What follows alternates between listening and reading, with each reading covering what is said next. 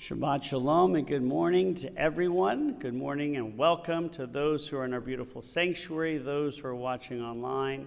We're so thrilled to be able to celebrate the Sabbath with you.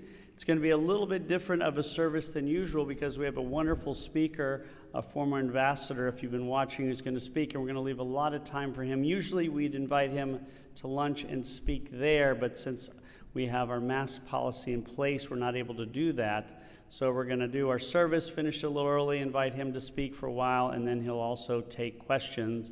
Obviously, he was scheduled long before what happened in Europe this week happened, and he is happy to speak about that as well. So we're going to begin our service on page 118 in our prayer book, Sinai Revised Version of the UPB, as I'll invite everyone to please rise for Ma Tovu, as it's our tradition to rise for the opening prayer.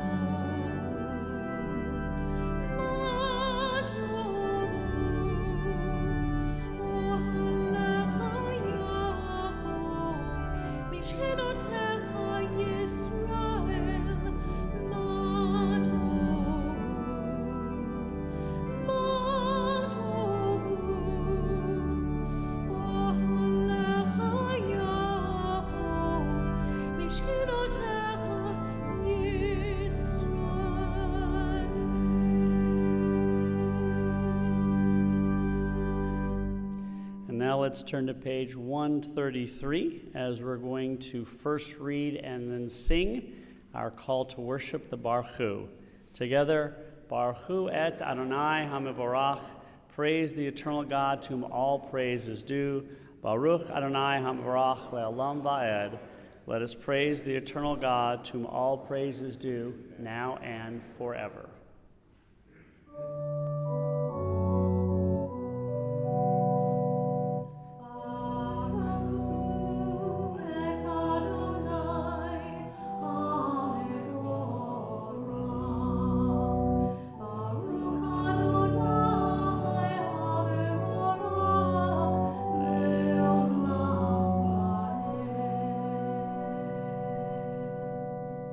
Our prayer for creation is on the next page. We praise you, God, creator of the universe. We are grateful for this new day, for morning sun and evening star, for flowering trees and flowing tides, for life-giving rains and cooling breezes, for the earth's constant turning, the changing seasons, the cycle of growth and decay, of life and death. How miraculous are your works. In wisdom you have made them all. The heavens declare your glory. The earth reveals your creative power.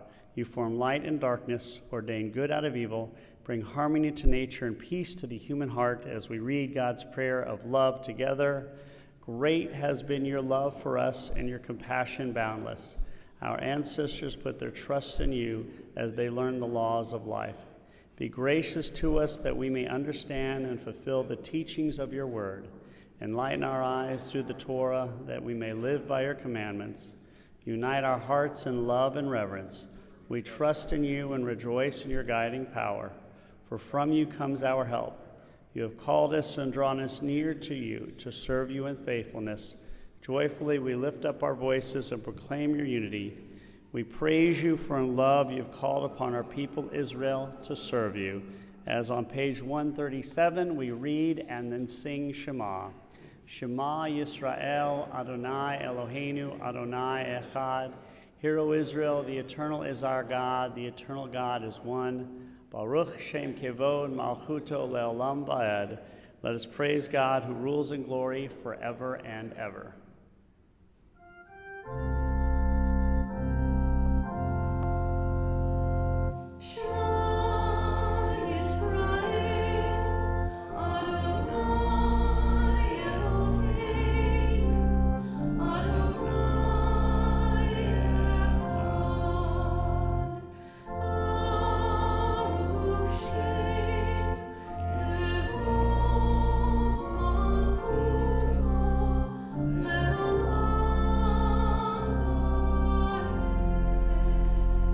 Please be seated as we're going to continue with Ve'ahavta. We're going to just do it in English this morning on page 138 together. You shall love the eternal God with all your heart, with all your soul, and with all your might. And these words which I command you this day shall be upon your heart. You shall teach them diligently to your children, and shall speak of them when you sit in your house, when you walk by the way, when you lie down, and when you rise up. You shall bind them for a sign upon your hand, and they shall be a symbol before your eyes. You shall write them on the doorposts of your house and on your gates, that you may remember and do all my commandments, and be holy to your God. The Eternal One led you out of Egypt to be your God. The Eternal One alone is your God. As we turn to page 140, and there sing our prayer of freedom, Mi Chamocha.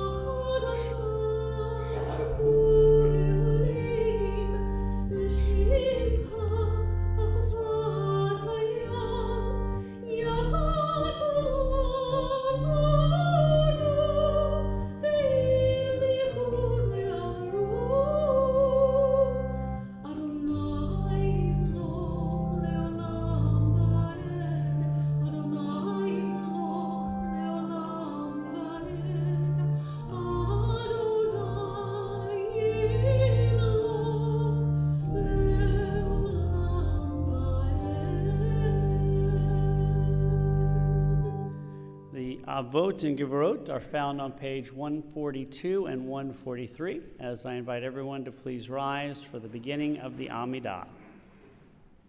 Baruch atah Adonai, Eloheinu, Elohei Avotenu v'Imotenu, Elohei Abraham, Elohei Yitzchak, Elohei Yaakov, Elohei Sarah, Elohei Rivka, Elohei Leah, Elohei Rachel.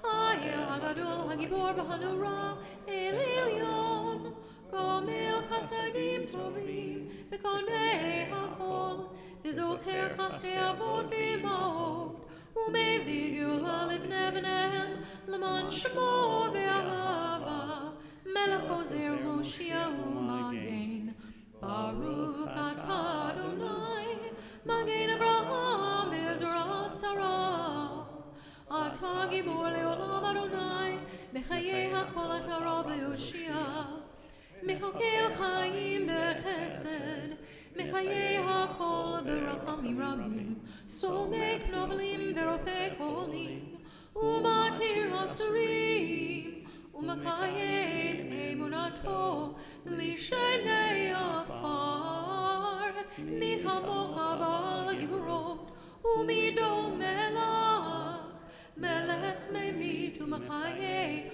U'Matzmi HaKeshua V'Ne'eman Atala HaChayot HaKol Baruch atah Adonai Mekayei HaKol. Please be seated as we're going to turn to page 146 for our prayer celebrating the Sabbath. Together we read, Our God and God of all ages, grant that our worship on the Shabbat may be acceptable to you. Sanctify us through your commandments, that the serenity of Shabbat may enter our lives. Teach us to be satisfied with the gifts of your goodness and grateful to rejoice in all that you bestow. Purify our hearts that we may serve you in truth. Inspire us to preserve Shabbat as our heritage. May it ever bring rest and joy, peace and comfort to our homes. We praise you, God, who sanctifieth the Sabbath. Look with favor upon us, and may our service be acceptable to you. We praise you, whom alone we serve in reverence. As we read on page 148, our prayer of thanksgiving together. We gratefully acknowledge that the eternal God is our creator and preserver, the rock of our life and the shield of our help. We thank God and sing praises for the gift of life itself, for our souls that are ever in God's keeping, for the signs of our Creator's presence that we encounter every day, and for God's wondrous gifts at all times, morning, noon, and night. Truly our blessings are without end, and God's loving kindness never ceases. Therefore do we forever put our trust in the Eternal One. Grant us peace, your most precious gift, O eternal source of peace, and enable our people Israel to be its messenger to all the world. Bless our country, that it may ever be a pursuer of peace and its advocate in the council of nations. May contentment reign within our borders, health and happiness within our homes. Strengthen the bonds of friendship and harmony among the inhabitants of all lands. Plant virtue in every soul, and may our love for you hallow every home and every heart. We praise you, O God, giver of peace. Amen. I'm going to invite everyone now to turn to page 157, as it's our tradition to say our prayer of healing at this point in the service. We're going to sing the Debbie Friedman version. If anyone has the name of anyone they'd like to mention who's in need of healing, I invite you to do so aloud or privately here or virtually.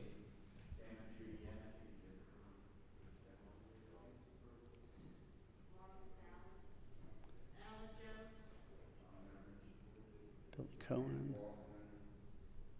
Estelle Rosenfeld. Together as a community, we sing our Misha Berach.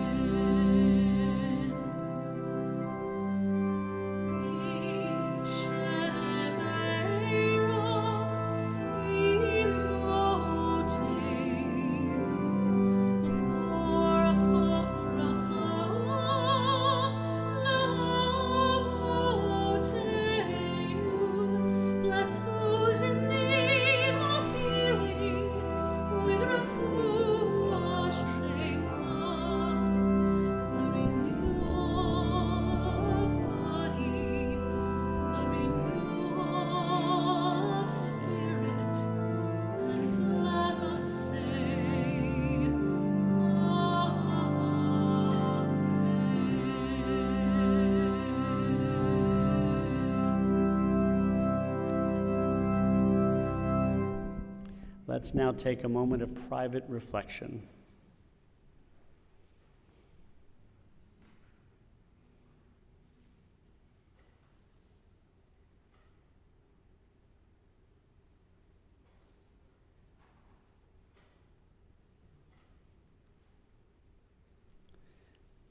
Now I'm going to invite everyone to turn to page 152 as we're going to prepare to take out our Torah scroll. Page 152.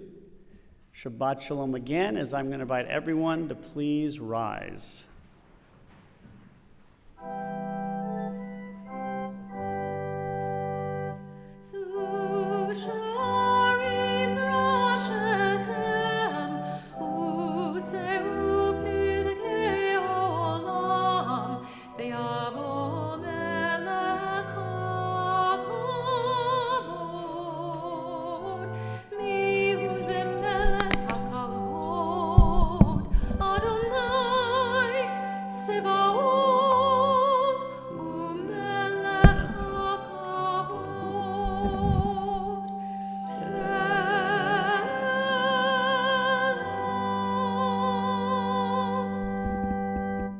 top of page 153. O house of Jacob, come and let us walk by the light of the eternal God as we read and sing, Shema Yisrael, Adonai Eloheinu, Adonai Echad. Hear, O Israel, the eternal is our God, the eternal God is one. Echad Eloheinu, Gadol Adonenu, Kadosh Shemo. Our God is one, the eternal is great, holy is God's name. Shema Yisrael, Adonai Eloheinu, Adonai Echad. Echad Eloheinu, Gadol Adonenu, Kadosh Shemo. Lecha Adonai HaGedolah, VeHaGevurah, VeHaTiferet, VeHaNetzach, VeHaHod. Ki chol b'shamayim u'v'aretz, Ki chol b'shamayim u'v'aretz. Please be seated. Lecha Adonai hamlacha, Ve'hamiknase lechol lerosh. We're going to read just a little bit of the Torah portion this morning, as it's from the Torah portion by Yakel, which is the next to last portion of Exodus. You can find it in the Plowed Commentary on page 612. We're going to read just the first 3 or 4 verses, Exodus 35, 1 through 3 or 4. Again, the Plowed, page 612. It's a pleasure to invite up Jack Levine, a member of our board of Junta, who has the Aliyah this morning. Do you know your Hebrew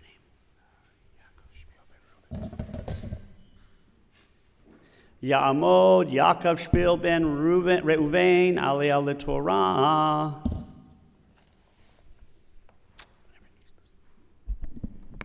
Baruch Hu et Adonai HaMevorach. Baruch Adonai Ambarach Le'olam Va'ed. Baruch Adonai Ambarach Le'olam Va'ed. Baruch Atah Adonai Eloheinu melech ha'olam asher bachar banu mikol ha'amim v'natan lanu et Torato. Baruch Atah Adonai noten ha'Torah.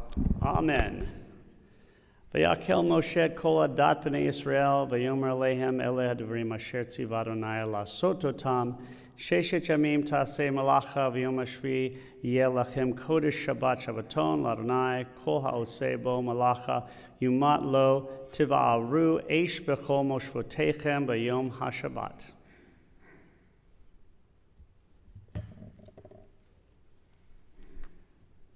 Baruch Atah Adonai Eloheinu melech ha'olam asher natan lanu Torat emet v'chei olam natah b'tochenu. Baruch Atah Adonai noten ha'Torah. Amen. Yasher Koach to Jack. Love the mustache, by the way. Looking good. And there's a goatee as well. Fantastic. So we're so thrilled to have you back up here. We're now going to invite everybody to stand as I'm going to set aside the saver. There's so many beards and goatees in the world today because of COVID. It's really amazing that some people look really good in them and some don't. These are the words passed down by the prophets to the people of Israel. V'zot ha'Torah asher sam Moshe lifnei b'nei Yisrael al pi Adonai b'yad Moshe al shlosha devarim al shlosha devarim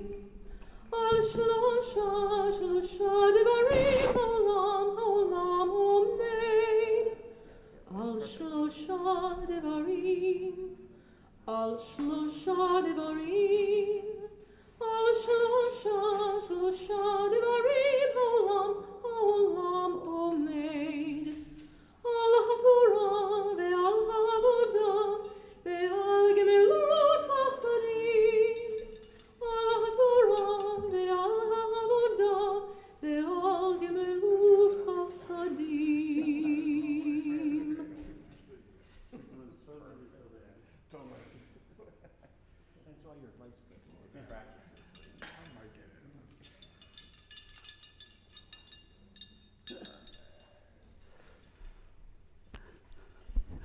And everyone may be seated.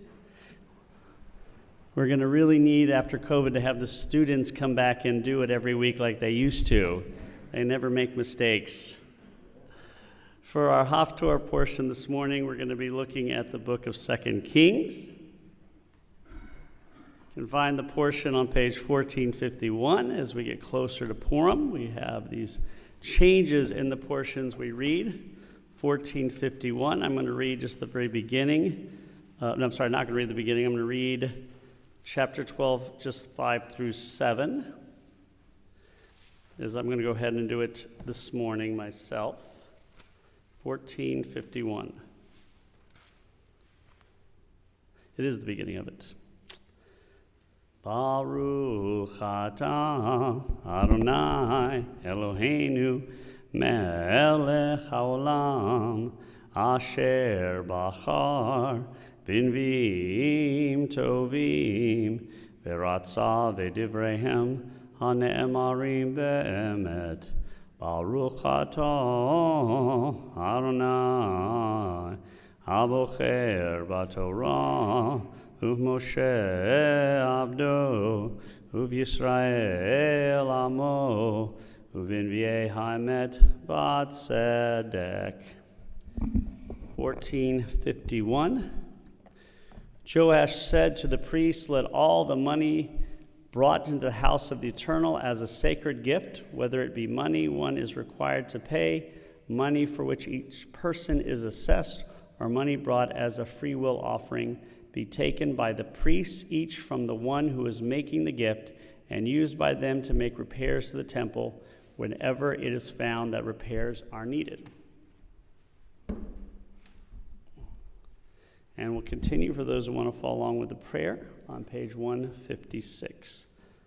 Baruch atah Adonai Eloheinu melech haolam tzur kol haolamim sadik bechol hadorot ha'el ha'ne'eman ha'omer ve'oseh ha'mdaber mekayem shekol devarav emet v'tzedek al haTorah ve'al ha'avodah ve'al ha'nevim ve'al yom ha'shabbat hazeh shel natata lanu Adonai Eloheinu likdusha ve'lemnucha lechavod ultifaret al hakol Adonai Eloheinu anachnu modim lach umvarchim otach yitbarach shimcha befi kol chai tamid le'olam va'ed baruch atah Adonai Mekadesh HaShabbat.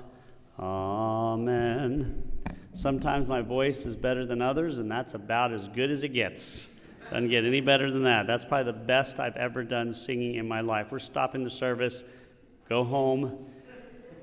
Our life's goal has been achieved.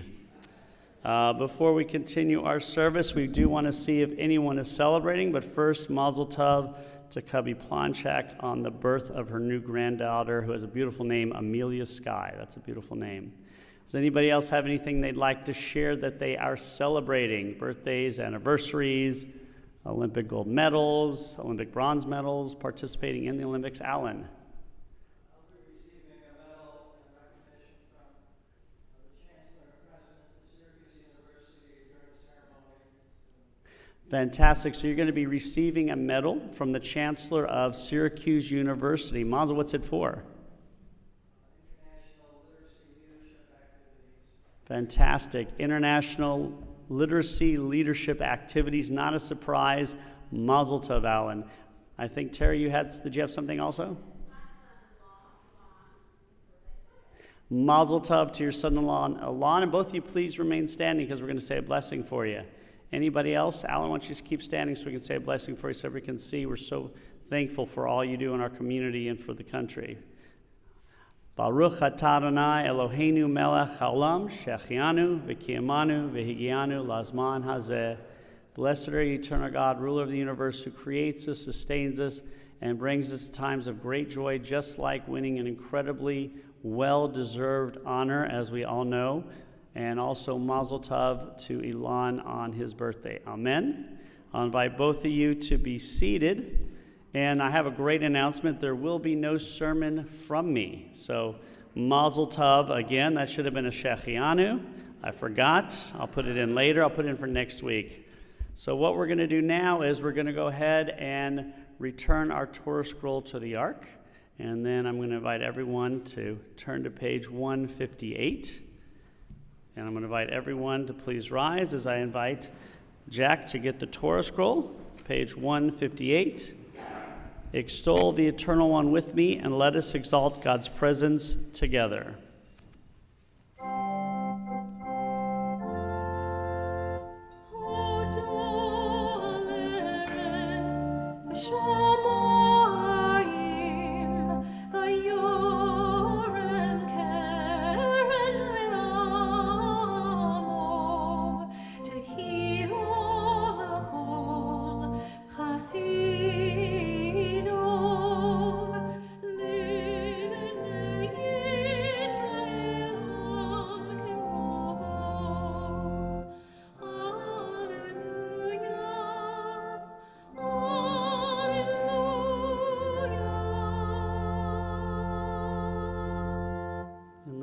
Page 159, behold, a good doctrine has been given you, guard it well. It is a tree of life to those who hold it fast, and all who cling to it find happiness. Its ways are ways of pleasantness, and all its paths are peace.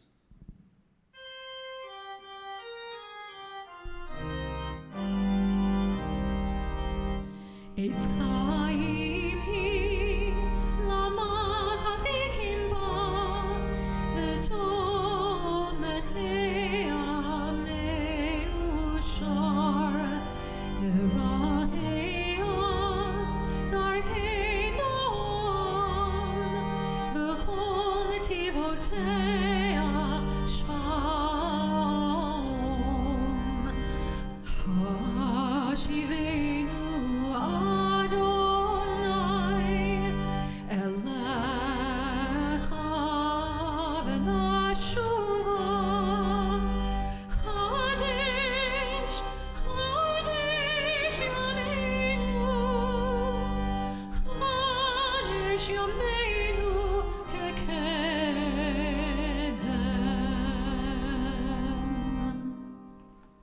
Elenu is found on page 368.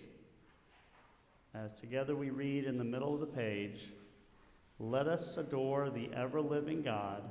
We offer praise unto you, who spread out the heavens and established the earth. Your glory is revealed in the heavens above, and your greatness is manifest throughout the world. You are our God, there is none else. We bow our heads in reverence before the Eternal One, source of all life.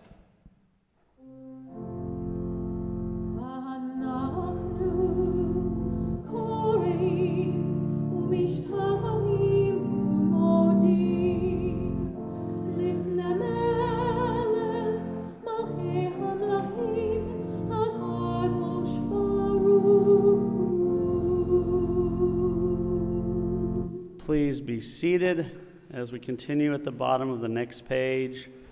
On that day, the eternal shall be one, and God's name shall be one.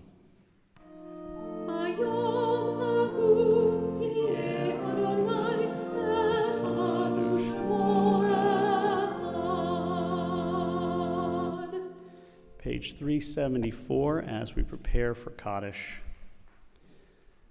Our thoughts now turn to those who departed this earth, our own loved ones, those whom our friends and neighbors have lost, the martyrs of our people, the 6 million who perished in the Shoah, and those of every race, nation, and faith whose lives have been a blessing to humanity. As we do each week, we first send our thoughts out to the families who lost loved ones as they served our country and our military forces and with our police forces during the previous weeks. We send our thoughts out to all those who lost loved ones in the war in Ukraine over the last couple of days. Remember the yahrzeit anniversary of Harry Barnett, Rose Bieber, Sissy Solomons-Falk, Bessie M. First, Max Frank, Irma Marion Hollister, Edwin Leffler, Bobby Levy, Morris Levy, Max M. Lieberls, Rachel B. Longwater, Sidney C. Markowitz, Siegel Moore Jr., Mark Preffer, Irma Shaw Rose, Caton Smith Jr., Rabbi George Solomon, Vivian Stern, Miriam Stern, Mary Volpin Strauss, Frank F. Traub Sr., Mr. Michael Weinberg, and Dorothy Weiner. And although we won't say Kaddish till next week, our thoughts go out to the family of Stan Plotchek, who passed away earlier this week and will be buried in a couple of days. Does anybody else have the name of someone who they'd like to add?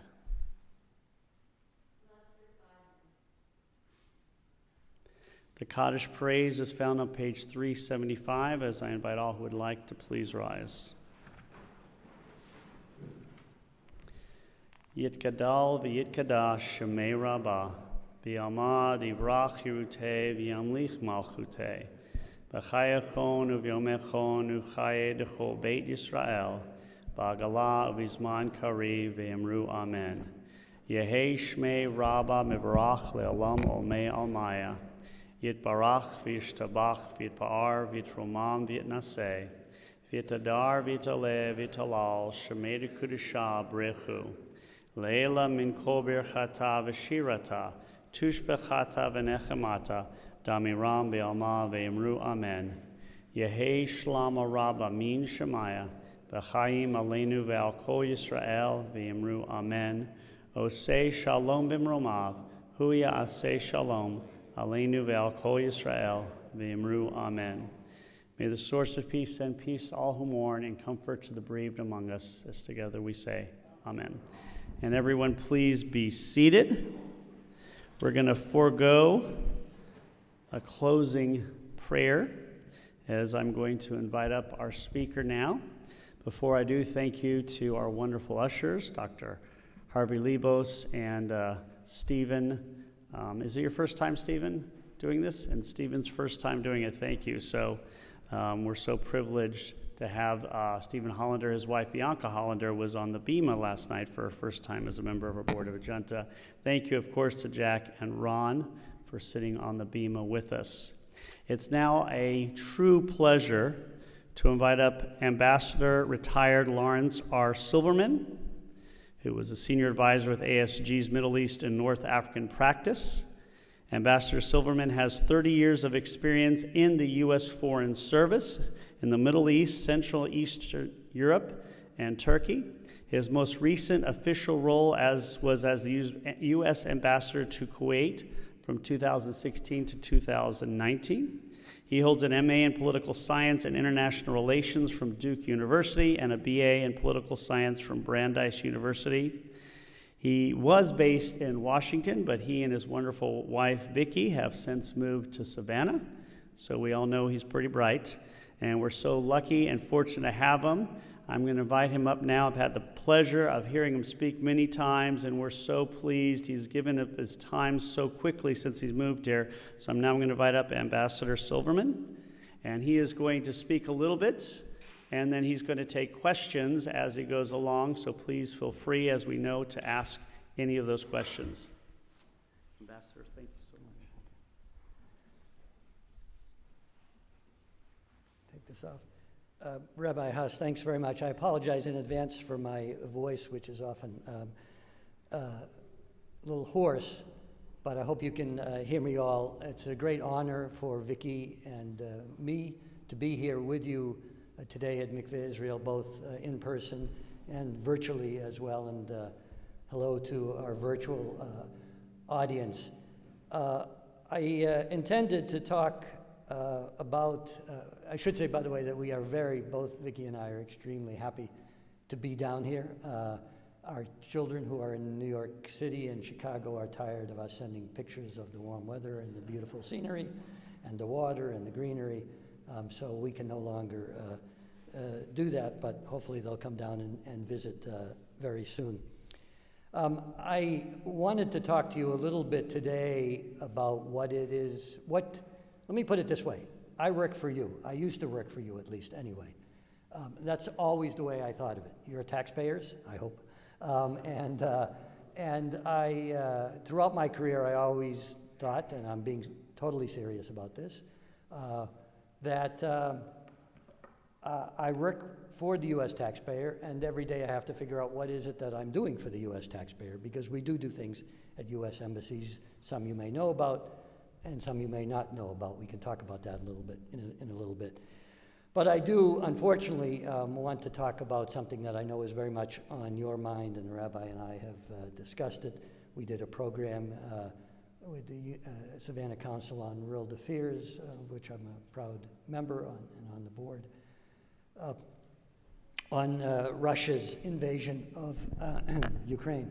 Can you all hear me well enough? So let's talk a little bit about that. We can obviously, I'm open for any questions in any area, by the way, on any subject. Yeah. Okay, fine.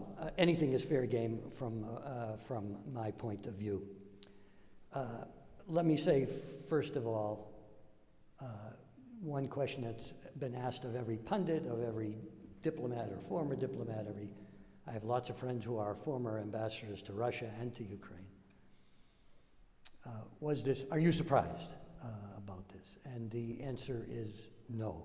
I told an audience the other day that if you're wondering why Mr. Putin invaded, and I'm going to refer to Mr. Putin as opposed to Russia. I mean, obviously it's Russia and Russian armed forces. But this is about one man and about what one man wants in defiance of the international community and against all international norms.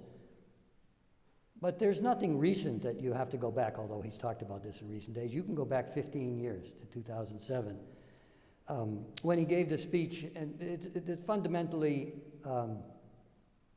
that he does not accept the sovereignty of the nation and the country of Ukraine. He never did. And now, you know, as he gets older, gets further into his career, which as he envisions will never end, in other words, he will remain the leader of Russia, presumably until he passes on, because he won't relinquish power, he wants a legacy of restoring the Soviet Union, of taking the clock back before the 1990s, the early 1990s, and to do it with significant, substantial brutality. You know, I used to work on Syria for the State Department. I was a Deputy Assistant Secretary for Syria. My wife, Vicki, and I served in Syria, which, by the way, part of my portfolio while I was in Syria, and we can talk about it if you want, was dealing with the Jewish community there. Those were as the Jewish community was declining. When we got there in 1993, it was 2,500 people. When we left, just 3 years later, in 1996, it was 250. Now it's just a few people. And there was something, as you know, the Russian government and Mr. Putin in particular has long supported the Assad regime in Syria. And there was a particular practice that I used to talk about that the Syrian government engaged in, the Syrian armed forces engaged in, but with, I'm totally convinced, the full support of the Russian government. They used to you remember, I mean, we had a civil war, whatever you want to call it, an uprising that started in 2011 in Syria and went on. The regime used to intentionally attack medical facilities that were in areas that were not under full government, full regime. I don't want to say government, it's not a government. It's a bunch of guys who assigned the leadership to themselves and kept it by intimidation and violence, and still do. They would bomb the medical facilities, hospitals, clinics, any kind of thing. And sometimes when they would strike it once, knowing that then some people would come to try to rescue people who were there, and they would strike it again for maximum casualties. And that was supported, in my view, by Mr. Putin, by the government. So there's no moral surprise here about what's going on in Ukraine.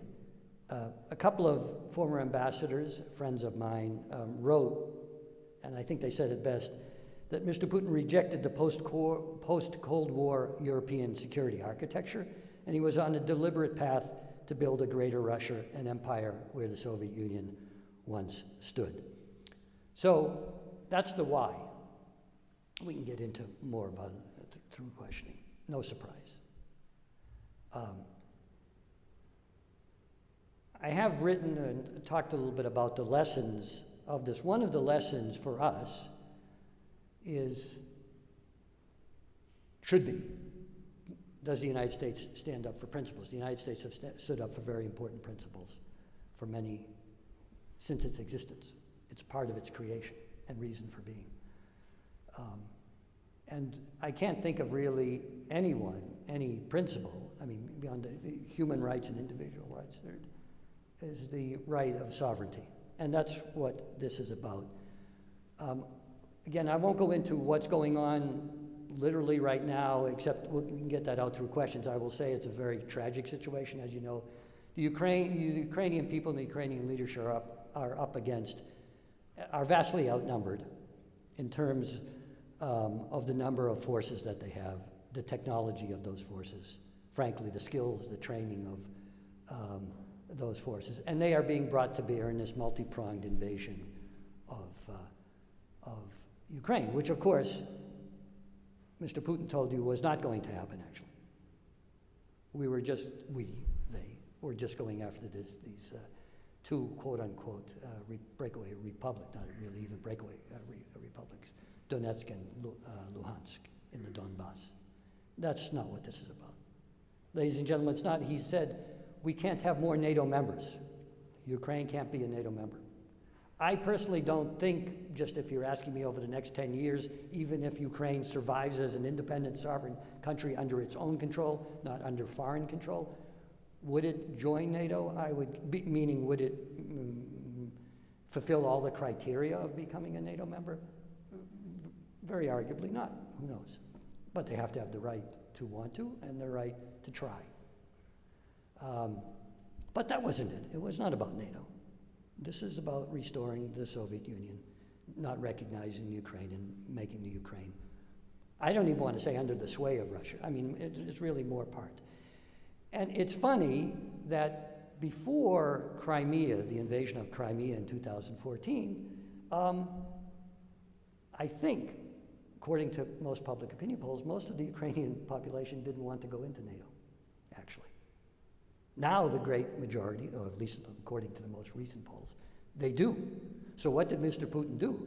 He did what he said he didn't want to do, what he wanted to avoid at all consequences. He made NATO more popular.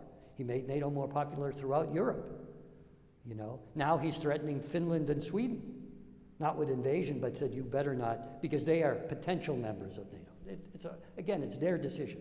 What we stand behind is the sovereignty of the nation and the country of Ukraine, and B, the right of any country to decide its fate.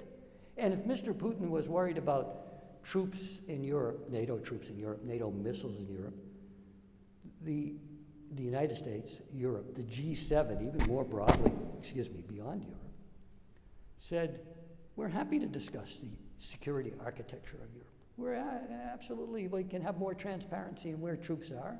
We could limit where missiles are and troops. But that was never it. That was the false pretense of an invasion for an invasion's sake, just to take over and subjugate a people. This is going to be literally, you're going to go home and you're going to see what's happened lately. It can happen very, very quickly.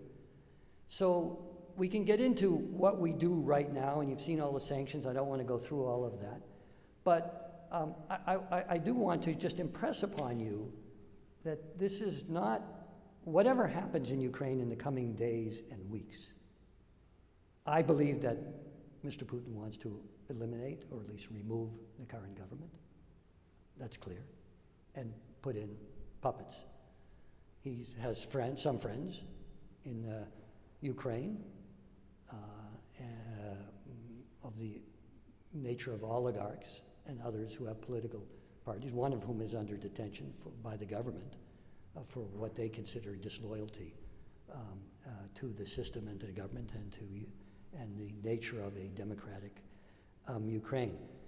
But this is going to be with us for a long time, ladies and gentlemen, and that's where you come in.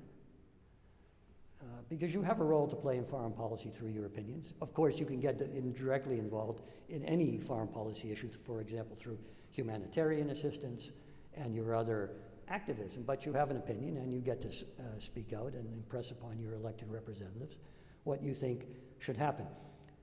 Mr. Putin is in this for the long haul. And that's often, and Mr. Putin has a much easier job than either Mr. Biden or Mr. Johnson or Mr. Macron or you name anyone in a democratic country. He has no accountability. I mean, he should have some accountability, and he has had some accountability in terms of voices, but they usually wind up in jail or eliminated in some way. And you see, there have been some street protests, as you know. As of yesterday, the day before, there were 1,700 people supposedly arrested for protesting against this. But he has a much easier job because he can just basically do whatever he wants. And Western countries cannot do that. They are accountable to their publics. And that's why I talk about staying in for the long haul, because we are doing sanctions.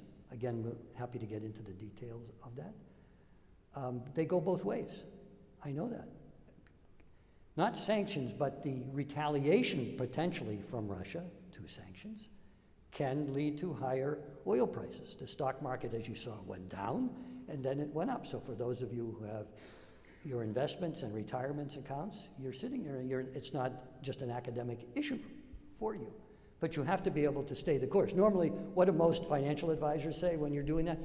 Don't worry, if you don't need the money right now, just leave it and see what happens. Gasoline prices can go up.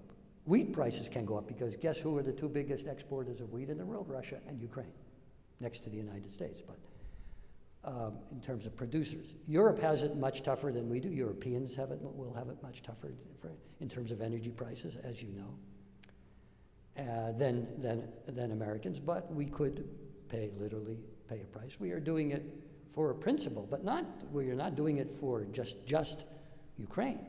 We are doing it for the larger principle of any country's sovereignty. I believe in Russian sovereignty. Russia is a sovereign country. It's just that Russia doesn't treat anybody else, or most others, as a sovereign country. And I would say, again, this is Mr. Putin. This is one man's wish, which he is having everyone else go along with because he doesn't countenance opposition. So we have to, I do believe that we have to stay the course. I'm not saying this because I worked my whole life in foreign policy. I believe it as an American citizen. I believe that we do stand for certain things, or else things just don't matter all that much. And when I say that there could be, yes, some price increases here and there, it often comes to, I mentioned the stock market went down before it rebounded, and it actually rebounded to, I guess, where it was before at the beginning of the week. The Russian stock exchange went down 38% on Thursday. 38%, which you can imagine, well, I mean, we're talking about 2% here, and everybody is going crazy. 38%. Now, it recovered a little bit yesterday. But it's recovering because it gets supported by the government. They have to spend money, foreign exchange and otherwise, in order to keep the ruble plummeted, and then they have to restore the ruble. And they have saved up a lot of money to do this, unfortunately. And they are an oil exporter, and a gas exporter, as you know. One of the biggest lessons coming out of this is energy dependence on foreign countries, especially ones that are led by whim of one person, is a very dangerous place to be. That should have been a lesson that Europe learned in 2014 in Crimea. And if those of you who remember at that point, every European was coming out and saying we have to lessen our dependence on Russia, and on Russian gas in particular. This is what all this Nord Stream 2 is about that you've been reading, and I'm happy again to get into all the details.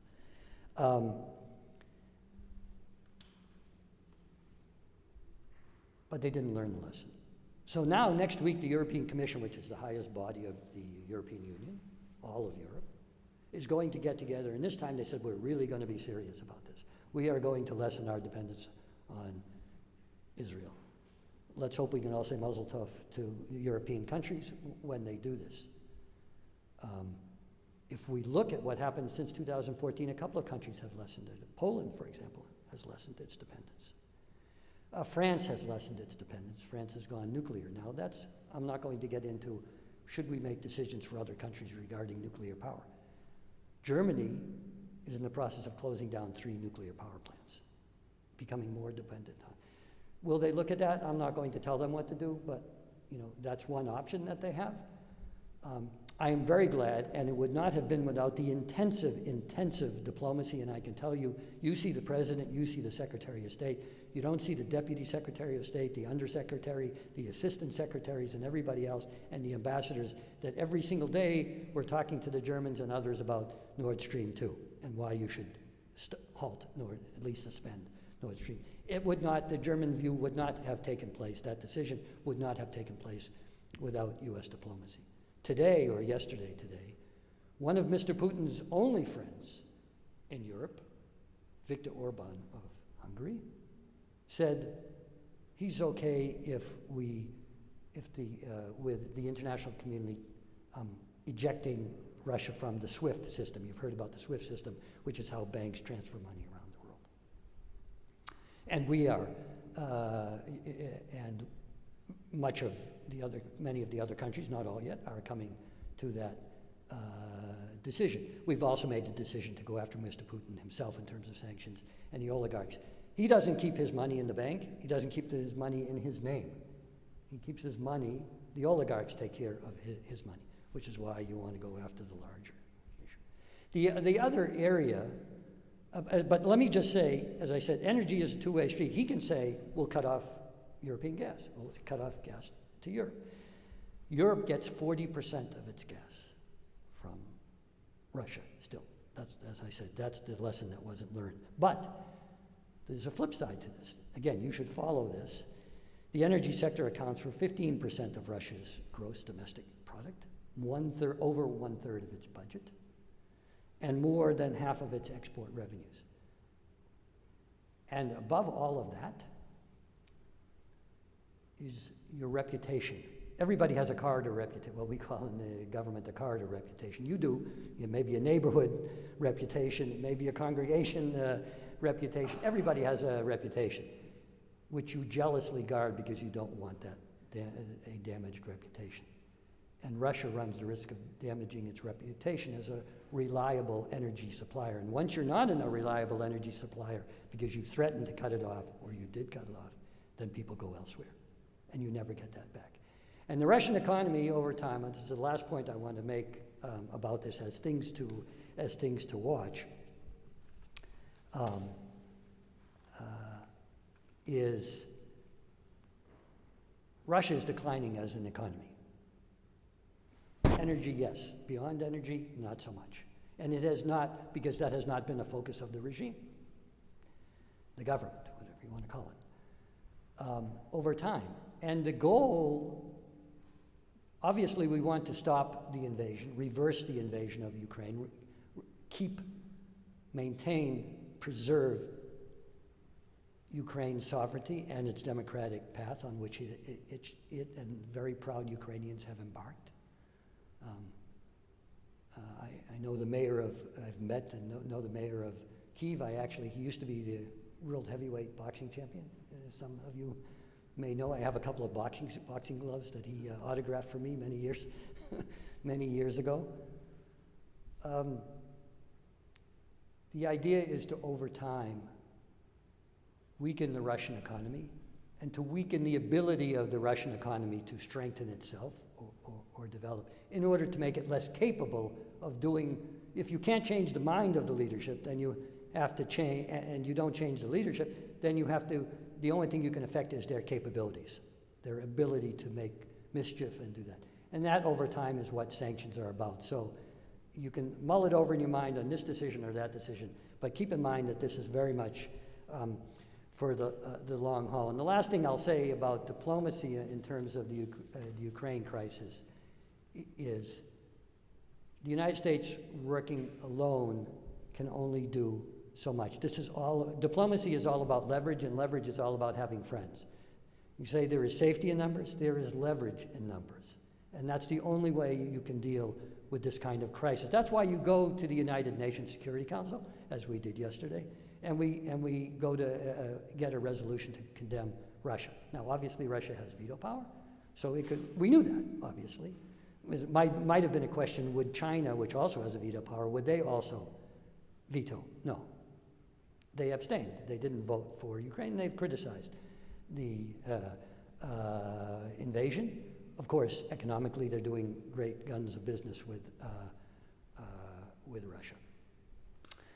But that is the diplomacy and the multilateral part of it, and we have to do this as a group. Mr. Putin wants to split that group, and that's what we have to guard against. So some people said, why didn't you do some sanctions faster? Well, partly that is to try to keep everybody together in lockstep and go along the path, maybe to those maximalist sanctions in the end anyway. But sometimes if you do it too fast, a country says, I don't want to go along with you. You heard the president yesterday, about the SWIFT system. Well, we could have done that, and we may still do it. I believe they will. But there were a couple of countries that didn't want to go there yet. So that's about coalition building.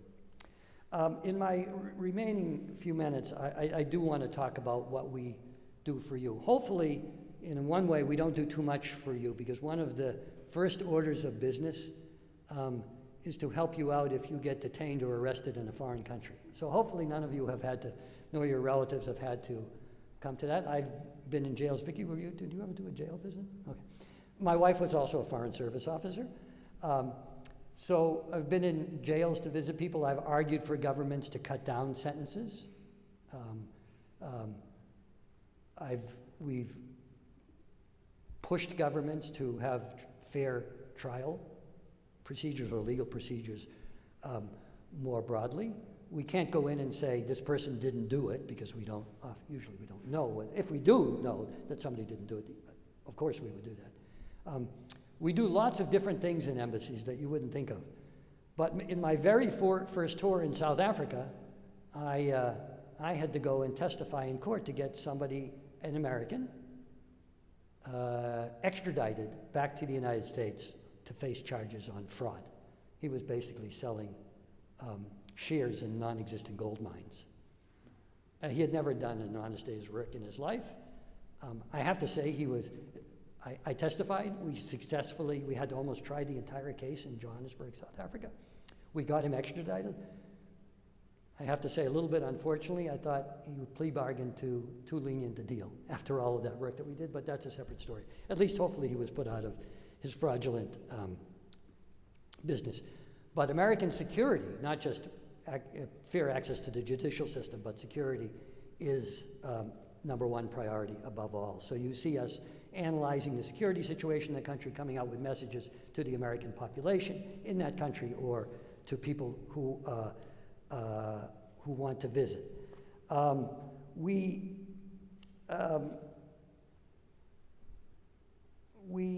advise Americans also, I should say, let's say there's domestic unrest. We say, don't go there, stay out of this place, stay out of that place, keep a lower profile. We do work on all the biggest issues. We're talking about de-escalation of crisis. We're talking about nuclear non-proliferation, trying to convince countries to adopt policies that are closer to ours.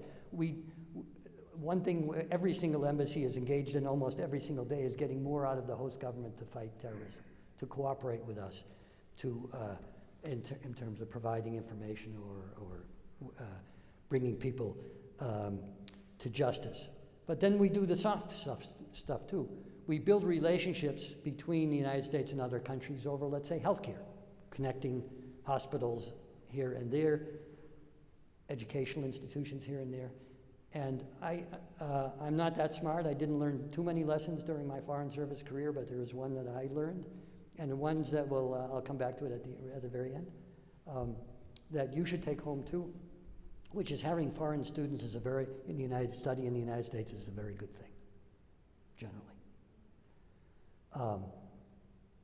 To be crass about it, we make a lot of money.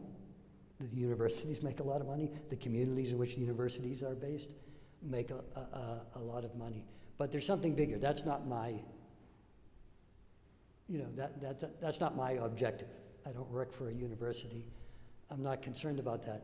But there's another big benefit we get out of it. So the one lesson I learned, and I've been across, my colleagues have been across negotiating, I call it across the negotiating table with diplomats from many countries. I started my career actually across the negotiating table from Russians and Cubans and Angolans and South Africans and others.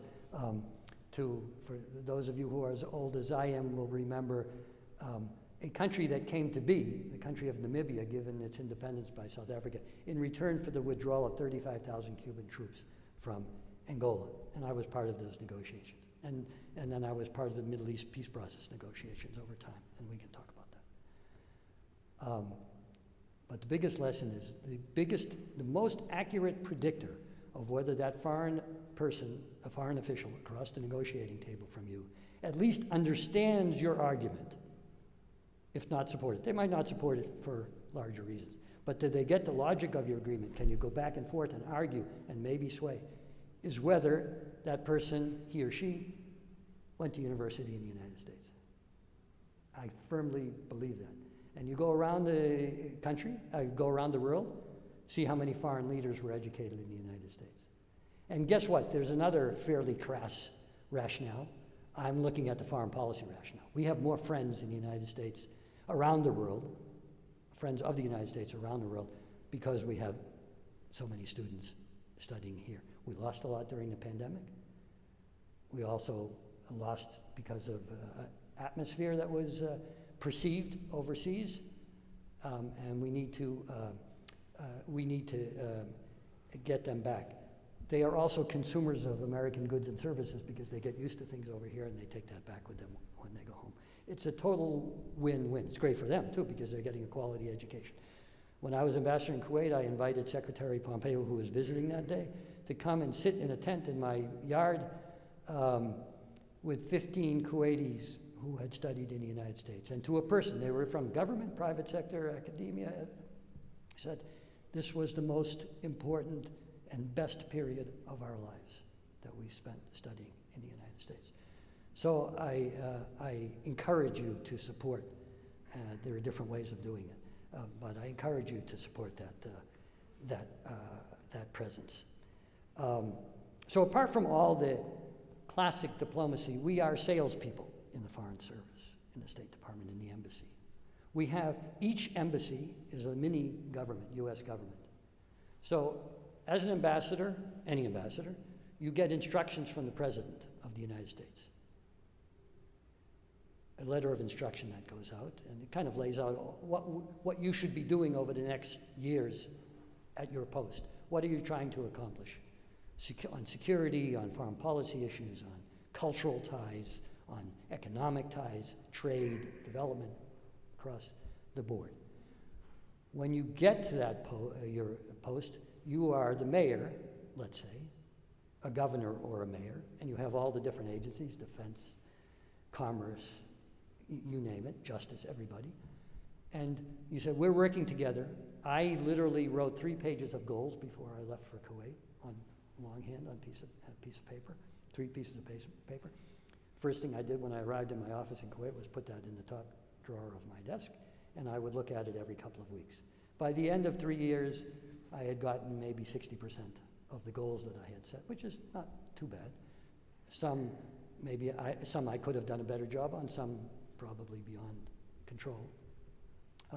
You have to do that, and you have to inspire your people to do that and to come up with very practical goals. But that's how embassies are run, and we usually sit as a country team, what's called a country team, this city council, whatever you want to call it,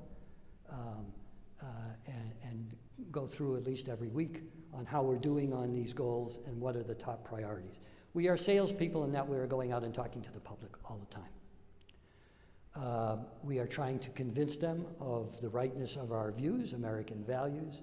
I spent, as did every Foreign Service officer, my career talking to people, trying to encourage democratization and the rule of law. That's why issues like Ukraine and Syria are so tragic. These are larger principles that are being trampled upon. We're the ones that when the president says that we want to get this country on board, that country on board, we're the ones that go to the government, to the prime minister, the president, king, emir, whatever, and try to get that done. We try to encourage action against terrorism, action against corruption, action against trafficking in people, let's say, action on behalf of human rights overall. And we do that through the media, social media as well, and happy to talk about individual examples of that. We do a job. I will frankly tell you we can do a better job at what we call commercial advocacy. We are there to help American businesses get contracts. We don't get involved if two American companies, for example, are bidding on a contract. We cannot favor one American company over the other, but we can go to the government and say, buy, in essence, buy American. I was involved with a multi-billion-dollar defense-related project in Kuwait, but been involved in many of our other projects like that with the Department of Commerce, and the Department of Commerce has a kind of mini foreign service, like the State Department has a larger foreign service. Agriculture, Department of Agriculture has a little mini foreign service. But generally, we manage the relationship between that country and wherever we are. Something that you don't see too much, it depends on the country. It was certainly the case in Kuwait, where we have thousands of American forces have access to facilities, military has access to facilities. We help their presence there. For example, the electricity once went out, okay, through weather reasons, on one of the bases on which we were using. So I get a call, we were at an event on the weekend, and I have to call the Minister of Electricity on behalf, the general calls me, who's commanding the base, he calls me. He says, can you get the minister to get a crew out here right away? It's a small country, so you can call the minister to do that. And we did it, and the power was on. I have to say, it was one of the greatest honors of my life to serve alongside U.S. forces. Just, I think a month or maybe like a month before that, our U.S. forces had loaned the Kuwait Civil Aviation Authorities equipment and the people to use that equipment to relieve flooding that would have closed down Kuwait International, a part of Kuwait International Airport. So it goes both ways. Very much happy to do that.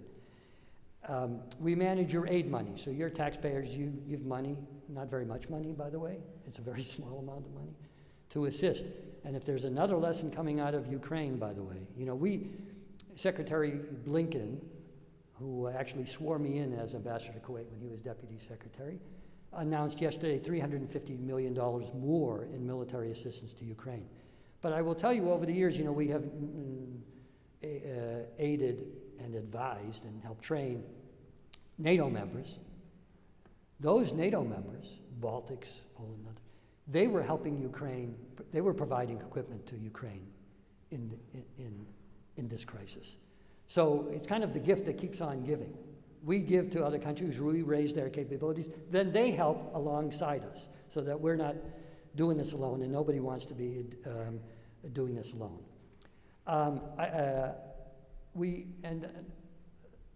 Finally, on the economy side, we try to keep markets open, try to enhance access to those markets. We protect things like intellectual property rights, which are quite important. It sounds pretty esoteric, but if you create something, and this is not just the Walt Disneys of the world, you create software, it has to be protected or it will be stolen, as it has in many cases by the Chinese government, as you know, we've accused them. So we're trying to ramp up in the State Department the numbers that we have for diplomats. We do practical things for you. We try to be responsive to Congress. And let me just say one thing about Congress, which is apropos the Ukraine crisis. You may have heard the expression, politics stops at the water's edge. Fine, fight about domestic politics in the United States, but when it comes to foreign policy, we should all stand together. Well, that doesn't happen. And it actually hasn't happened many, many years. This is not anything new. It's something that we can aspire to. But I will say that when you're in a crisis like this and you're trying to lead the entire world, or at least be a fundamental part of an entire international effort, it's great to have the maximum support of Congress behind you to show resolve. This is about showing resolve in the face of people who are not going to change their minds voluntarily, but can only be deterred or more limited in what happens or prevented from doing further bad things if they say, geez, these guys are not backing down, things are going to get worse for me over the long term. So I hope that you think that you do get your money's worth a little bit out of your embassies and your diplomats overseas. It is about service. I tell people, and I spoke to a class that Jose runs at Georgia Southern University. They say, well, should I go into the Foreign Service? Should I, how do I do it? What are you looking for? Number one, you're looking for a sense of service. I don't compare myself to somebody who's been in the military and has that level of service and dedication. That's a wonderful thing. I don't think what we do approximates that, but we do have a very strong feeling, and you have to have in order to do this, and in order to do it well. And you should be trying to do it better every single day. And again, you can play a role back here through expressing your opinions by, in terms of humanitarian assistance, that may involve that may be something, but you can do. I mentioned that I talked about students, but let me give you just a couple of figures before I end and take it down to Georgia, the Georgia level, which is that international students contributed, this is 2020, 2021, $28.4 billion and supported over 300,000 jobs in the United States. And that's over 21,000 students injected over $660 million in the Georgia economy, and maybe over 7,000 jobs, it's estimated. And then later in 2020, there were over 24,000 students. Like I said, it has economic benefits for it, but it also has great benefits for creating friends abroad. Actually, I did have a figure I mentioned. 62 leaders from 58 countries studied in the United States, foreign leaders. So let me stop there, I think, and I'll open it up to questions. As far as I'm concerned, anything is a fair game. I want to thank you as concerned Americans. I think you should be keeping Ukraine and the Ukrainian nation and the Ukrainian people in your prayers, in your thoughts and prayers. But stay engaged, because even regardless of what you might think about America first or whatever, America has a major role. People look to the United States, and it benefits us by having a very prominent role on the international scene. Thank you. And let me open up questions, please. First of all, Mr. Van, I'm glad you're here. Can you shift gears and tell us about the Iranian nuclear negotiations? Sure.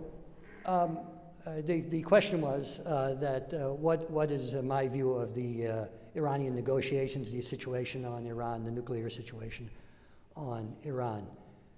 You know, when the deal was signed, what we call JCPOA, it did some things, it focused obviously solely on the nuclear issue and limiting Ukraine's nuclear capabilities, and it did that. It did not address other issues, which are Iranian support for terrorism and Iranian meddling in just about any conflict you can imagine, all to the detriment with direct victims in the United States and elsewhere, and are things like all of the Marines that were killed in Beirut, Lebanon, for example. It did not address those issues. So now we left. And as you've seen, Iran has come out from under its restrictions in terms of enrichment. Experts differ a little bit. Some people will say they're only maybe even weeks away from having enough fissile enriched uranium that could be used for weapons. But that does not mean that they have a weapons capability. You have to marry weapons to delivery systems and all of that. So I'm not saying that. So now the administration is trying to get that back. And we talk about the JCPOA or the Agreement Plus. I have to say I still very much care about Iranian meddling overseas and support for terrorism. And I would like to see that addressed in any kind of agreement. It has gone up and down. I really have trouble, and I don't try to avoid predictions. This one I have huge trouble trying to figure out if the current effort is going to get anywhere. Because I will tell you when Mr. Biden first came in and said we're going to try to do this Agreement Plus, we're going to try to get back to the JCPOA and go beyond that. I thought the Iranian regime would never give the US administration enough leverage within the United States, in other words, that they would make enough concessions to make this possible, to have a JCPOA plus or something like that. And I still have my doubts. I think it's critical to try to get them back under the restrictions. So yes, if we can do that, it's a good thing, but we have not eliminated the other problems. Otherwise, we have to deal with this Iranian problem through deterrence. What do I mean by deterrence? Well, even if they eventually develop a nuclear weapon, would they have enough concern for self-preservation and otherwise that they would not use it in order to, and that would deter them. So the administration is at a point of saying, we are very, very close to running out of time. There's only a few weeks or whatever, a month or something like that, for the Iranians to make decisions. That's a tactic, obviously, to get the Iranians to make decisions. I'm not convinced yet that they still would make the right decision because they took themselves. It might be a move domestically that they think is a good move, but it's a very bad move to have taken themselves out of IAEA control and inspection. Very bad move on their part because even friends of theirs can't support that. So we'll see what happens, but I couldn't say 50-50, I couldn't say 40-60 about whether there's going to be an agreement because I still remain skeptical of the nature of the Iranian regime and its ability to make decisions, even though that is ultimately to go back to the agreement, at least to go back to the agreement is a decision that ultimately is actually in their own interest. Yes, and then over to you, go ahead. Yeah, thank you so much. Yeah. So many questions that come to mind, but a couple of them are, why do you think this is happening now? Is there something that Yeah, makes sense? right. Let's throw it all out there. Sure. The next one is, were you surprised at all at the Security Council that, the vote obviously went with the Russians, Yeah. which was a surprise, but so many of the countries abstained. Yeah. They're leaving the door open, right? Right. And the third thing is, on a totally different subject, is all of the different peace initiatives in Israel. If you could comment on some of those, the United Arab Emirates and the others that are in the pipeline. The Middle East agreements with Israel? Yeah, sure, okay. Okay, let me take the easiest, quickest one first, the UN, what happened at the UN. I'm quite disappointed that a few countries abstained, a few of the members abstained. China, no, China abstains. I mean, I didn't ever expect it, and it's wrong. It's wrong that they didn't use their veto, that they didn't go along with it, but that's their problem. And it's an indication of where they stand. More importantly, the trade deals that they do with Russia helps keep Mr. Putin afloat. That's the bigger problem than a UN vote. I will say, for example, the United Arab Emirates abstained, and I'm quite disappointed in that. Where do they get their wheat from? Russia. Where does much of the Middle East get their wheat? So I get it. Remember, by the way, ladies and gentlemen, we are still importing, the United States is still importing Russian oil. Okay, so you can tell people to stop doing things, but we also are trading with Russia, and so funds flow back to Russia. Am I surprised that a country that wheat is a very serious thing? You know, wheat is serious here, but there it's much more serious because of the nature of the diet and the lack of alternatives. We should try to cut into markets as much as possible, Russian markets, and replace.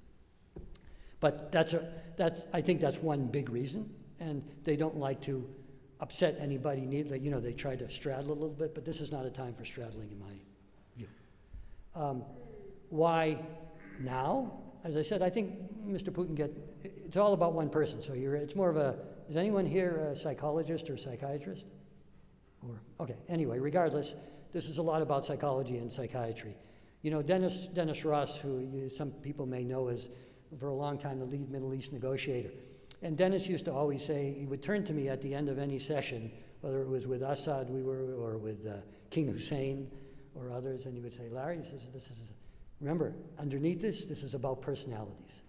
You know, on the Israeli side, on the Arab side, on the American side, you name it. He's sitting there saying, I have a legacy. I have no moral compass. I mean, in the sense of the brutality doesn't bother me.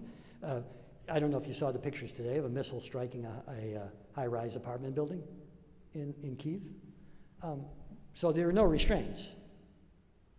And you're saying, my legacy is to restore as much of the former Soviet Union as I can. And you can say, oh, we thought maybe America or an American-led alliance is weaker. Okay. Well, energy prices are already rising. That helps. You don't do it when they're really low.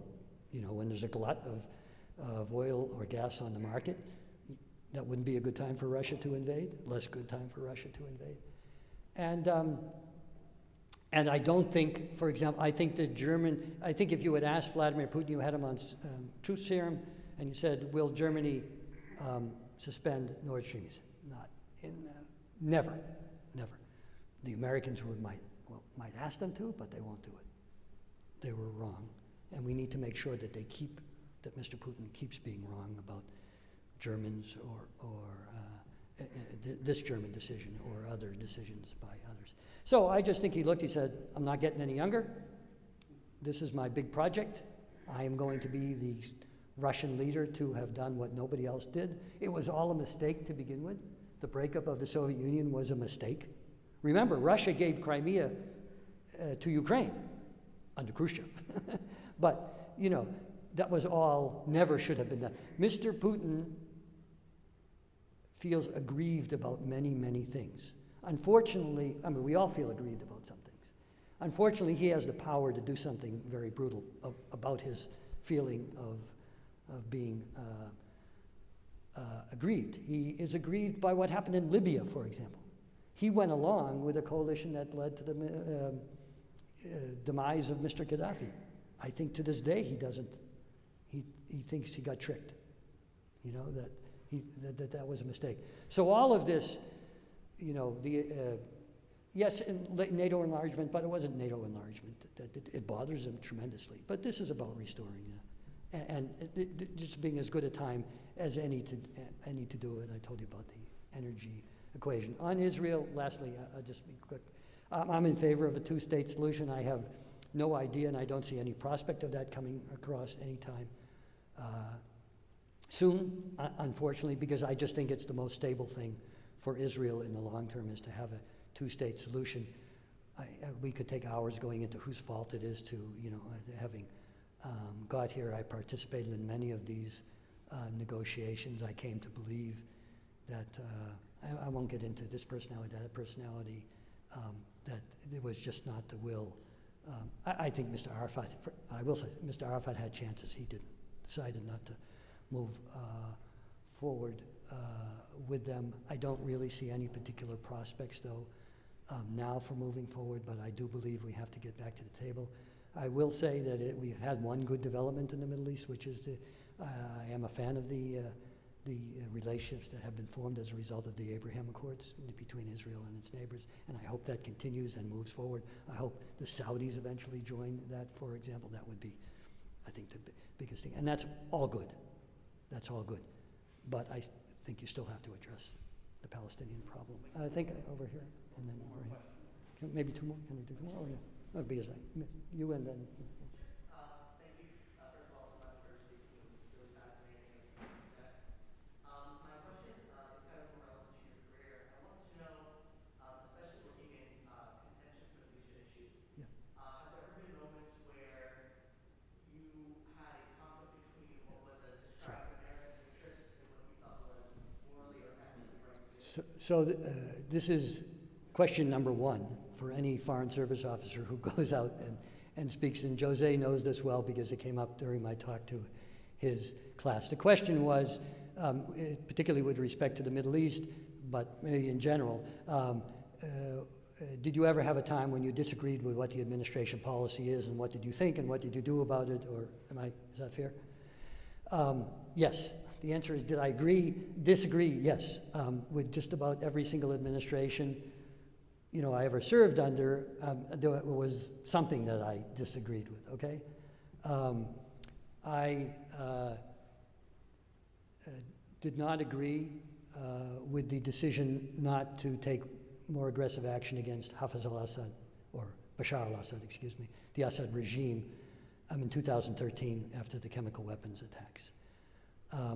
I was not a fan of the agreement signed under President Trump with the Taliban over Afghanistan, and we can get into it more. So therefore it follows the logic. And putting it on a calendar, a very quick calendar for us to withdraw from Afghanistan. So I was not, again, in favor of what the Biden administration then picked up, and that the nature and how the exit was handled. But let me be clear, we are non-partisan. We, the State Department, the Foreign Service, whatever you want to call it, and the civil service for that matter. We are professionals. We swear an oath to protect and defend the Constitution of the United States against all enemies, foreign and domestic, and we actually take that extremely seriously. And I can tell you that because you might have a person who is you're supervising, earlier on in their career, they say, I'm sorry, I can't do this. And I said, no, you can argue against it. We have a system, we can actually send a cable in to Washington saying, we dissent from this, just to express our opinion. And it goes to the Secretary of State. You can do that, but that's the policy. Whatever the policy is, you implement it. That's what you signed on to do. Full stop. If that answers your question. And you become comfortable with that, you keep arguing for your case. If you don't like a decision, then you argue about, okay, that decision is going forward, but you can implement it in a much smarter way than you're doing it, for example, and you argue that. The last question. Yes, good morning.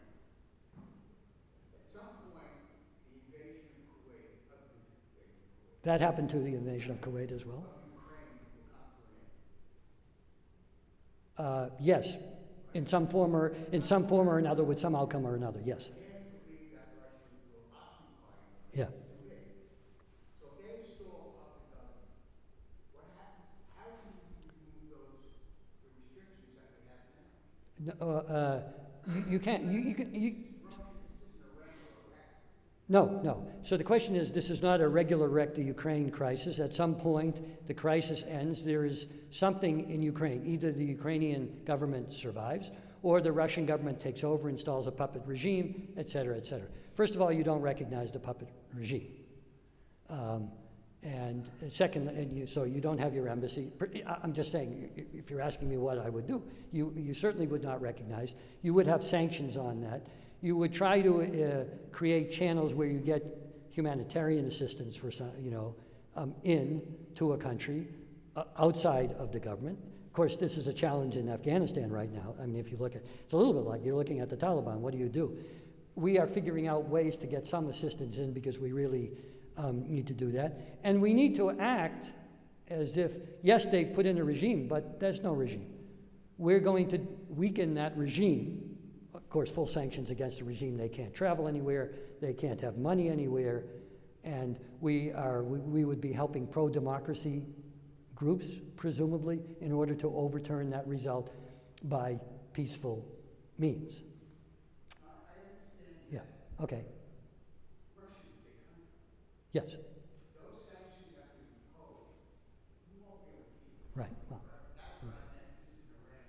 Yeah. So. Yeah. So the answer: how do you keep Russia as a big country? How do you keep sanctions going? It's going to be a challenge to do that. But for example, let me give you an example. I would love to see next week when the European Commission meets, they come up and they say, "We screwed up in 2014. We didn't lessen our dependence. We're in a different ballgame now. We see what we got here. We can't rely on that guy and Russia. We're moving on to others." Now, of course, you don't do that and move on. So these are and each leader gets up and says, "This is what we have pledged to do in our country to lessen dependence on Russian energy sources, whatever it is." And then we're going to be announcing every couple of months how much we lessened our dependence on Russia, hopefully. And the United States helps in ways that it can. Other countries that are natural gas purveyors help out. That's why we went to Qatar, for example. The United States approached Qatar to do this. So you just keep doing this.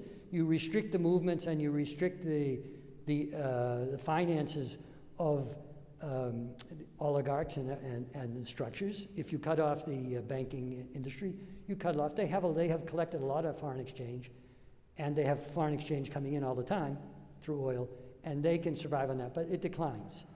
The Russian economy would continue to decline because whatever it is, it's not going to be as good as it is right now with this very high price. And you create an impression in Russia that that there isn't a future in this policy. But unless eventually, unless I didn't mention cyber, and I should have. Cyber attacks are going to be an element of this, I would think. Russian retaliation via cyber. We all need to protect ourselves and up our game on that. NATO is saying a cyber attack on the West could be considered what they call an Article 5 attack on NATO. Okay, it's connected to Ukraine. Ukraine's not a NATO member, but if you attack the United States or any NATO member, cyber-wise, that might be considered reason for us to retaliate, respond to Russia. The president has said if we get attacked cyber-wise, we can respond in a whole variety of ways, maybe not cyber. So that possibility is out there over the long term too. So there are elements of supporting the other forces in Ukraine, helping out humanitarian-wise, economic restrictions and non-recognition of the regime, maybe other steps against Russia, but if you come into this with the mindset that we're going to do this for a couple of months and then we're out of here, that's what Mr. Putin is banking on, of course.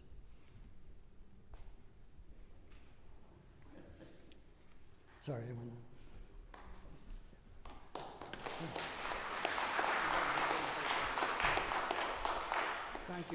Thank you so much, Ambassador Silverman, for your very informative talk. I'd like you to present you with our history of third to none. This is our history of our congregation, starting in 1733 by Rabbi Saul Rubin, and this very coveted T-shirt that we also present to everybody. This is great. Yeah, Jerome. This will indeed be coveted. Yeah. Thank you very, very much. Thank you. Perfect. Absolutely perfect. Thank you so much. And hopefully he'll be joining us for a little bit for our oneg. I want to thank you again. Again, we were just so fortunate to have him speaking here today. I know we went a little bit longer than usual. When we're going to conclude our services, I'll invite everybody to make sure your prayer books are put back there, and then we'll exit behind me. We're going to do Kiddush and Motzi real quick. We're going to have Ron do the announcements, but I'll just skip that and just make sure people know we've got a bunch of things coming up, so please stay tuned. We got a Wednesday study session on the immigration to America. We got study session today for Torah study. We've got 2 Purim events coming up. We got a concert here, and we got a movie here where we'll have the director speaking, so please look to all those. So, Baruch atah Adonai Eloheinu melech haolam borei pri hagafen. Amen. L'chaim. And Baruch Baruch atah Adonai Eloheinu melech haolam hamotzi lechem min haaretz. Amen. I want to thank you again for that beautiful talk. It is very rare that we get someone with your expertise.